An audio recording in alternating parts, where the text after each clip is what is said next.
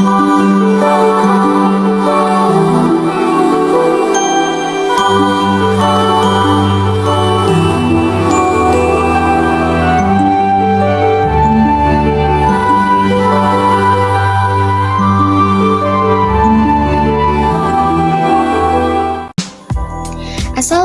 warahmatullahi wabarakatuh. Salam Pramuka. Perkenalkan, nama saya Tias Alisa Pratiwi dengan NIM 134241026, Prodi PGSD Universitas Ngudi Waluyo, Ungaran. Pada kesempatan kali ini, saya akan menyampaikan materi mengenai Pramuka, mulai dari sejarah, tujuan, dan nilai-nilai yang terkandung di dalamnya. Video ini saya buat untuk memenuhi tugas dan sebagai sumber belajar mengenai kepramukaan. Mari kita simak bersama-sama. Apa itu pramuka? Teman-teman, pramuka adalah singkatan dari Praja Muda Karana, yang berarti jiwa muda yang suka berkarya. Pramuka adalah nama organisasi pendidikan non-formal yang menyelenggarakan pendidikan kepanduan. Bagaimana sih sejarah pramuka di Indonesia? Mari kita bahas bersama. Nah, sejarah pramuka Indonesia itu dimulai pada tanggal 14 Agustus tahun 1961 atau yang sering kita kenal sebagai Hari Pramuka.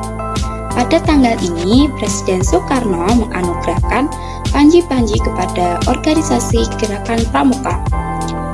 Pramuka Indonesia itu terinspirasi dari organisasi kepanduan dunia yang didirikan oleh Lord Robert Baden-Powell atau yang sering kita kenal sebagai Bapak Pandu Dunia, yaitu Baden-Powell di Inggris pada tahun 1907. Namun, pramuka di Indonesia memiliki ciri khas tersendiri, disesuaikan dengan nilai dan budaya di Indonesia. Selanjutnya, kita akan membahas mengenai lambang pramuka. Lambang Gerakan Pramuka yaitu tunas kelapa memiliki berbagai makna. 1. Buah kelapa yang memiliki makna berguna dari ujung hingga akar, yaitu melambangkan manusia yang berguna. Yang kedua ada tunas, melambangkan pertumbuhan dan perkembangan. Yang ketiga nyiur. Nyiur itu tumbuh di seluruh Nusantara, melambangkan persatuan. Pramuka juga memiliki tujuan dan fungsi yang sangat penting. Tujuan utama Gerakan Pramuka adalah untuk mendidik anak-anak dan pemuda Indonesia agar menjadi manusia yang 1. Beriman dan takwa kepada Tuhan Yang Maha Esa. 2. Berakhlak mulia. 3. Berjiwa patriotik. 4. Taat hukum. 5. Disiplin. 6. Menjunjung tinggi nilai-nilai luhur bangsa. Dan yang ketujuh, berkecakapan hidup sebagai kader bangsa. Selanjutnya, fungsi dari pramuka adalah sebagai wadah pembinaan dan pengembangan generasi muda untuk mencapai potensi spiritual, emosional, sosial, intelektual, dan fisik secara optimal. Dalam pramuka juga terdapat 4 golongan yang berdasarkan usia. Apa saja itu? 1. Siaga, yaitu anak usia 7-10 tahun. Masa di mana pengembangan karakter dasar, belajar kemandirian, dan kerjasama sederhana. Yang kedua ada penggelang, usia 11-15 tahun. Masa pengembangan keterampilan kepramukaan dan kepemimpinan tingkat awal. Yang ketiga penegak, yaitu pemuda usia 16-20 tahun. Masa pendalaman nilai-nilai kepramukaan dan pengembangan kepemimpinan. Yang terakhir ada pandega, yaitu pemuda usia 21-25 tahun. Masa pengabdian kepada masyarakat dan pembinaan anak-anak pramuka. Setiap golongan disesuaikan dengan usia sehingga kegiatan dan tantangannya sudah disesuaikan. Selanjutnya yang tak kalah penting, dalam pramuka juga terdapat Trisatya dan Dasadharma. Setiap pramuka wajib menghayati dan mengamalkan Trisatya dan Dasadharma.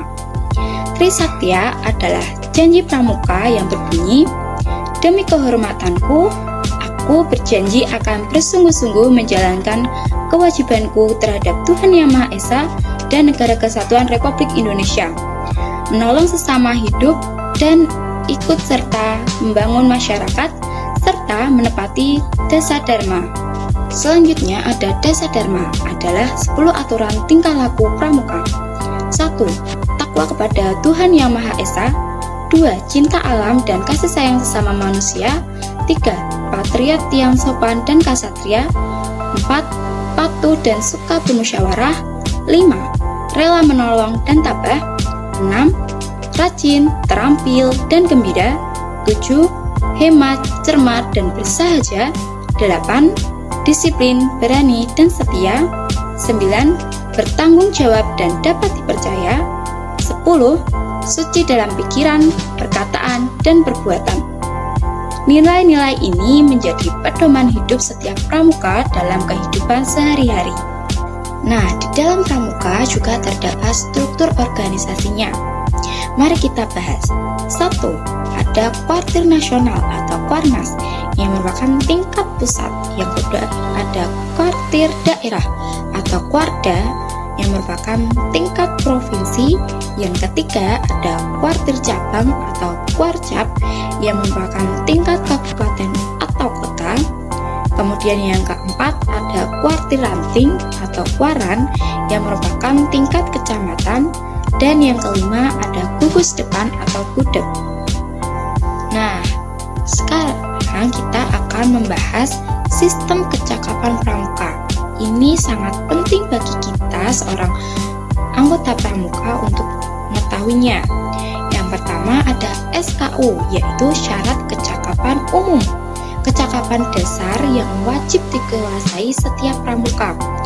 Ini disesuaikan dengan tingkat golongan, meliputi spiritual, nasionalisme, dan keterampilan dasar. Yang kedua ada SKK, yaitu syarat kecakapan khusus. Kecakapan ini merupakan tambahan sesuai minat dan bakat. Contohnya seperti jurnalistik, fotografi, komputer, dan lain-lainnya. Ini mendorong pengembangan talenta per individualnya. Baik, setelah kita membahas mengenai materi tentang pramuka, agar lebih mendalami tentang kepramukaan, mari kita bersama-sama menyanyikan lagu Himne Pramuka.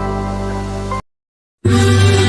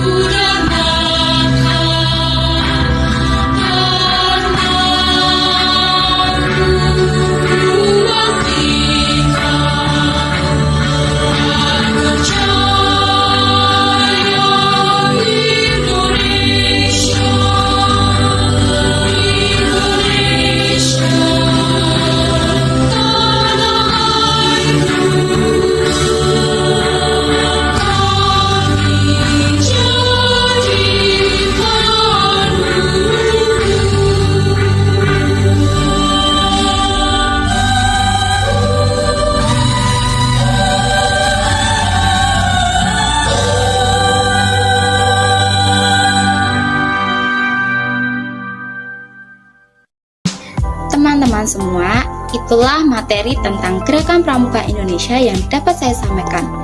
Pramuka bukan hanya sekedar organisasi, tetapi sebuah gerakan pendidikan karakter yang membentuk generasi muda Indonesia menjadi pemimpin masa depan yang berakhlak mulia. Mari kita terus mengamalkan nilai-nilai kepramukaan dalam kehidupan sehari-hari, mulai dari hal-hal kecil di sekitar kita. Salam Pramuka, Satyaku Puku Dharmakan, Dharmaku Puku Baktikan. Terima kasih. Wassalamualaikum warahmatullahi wabarakatuh.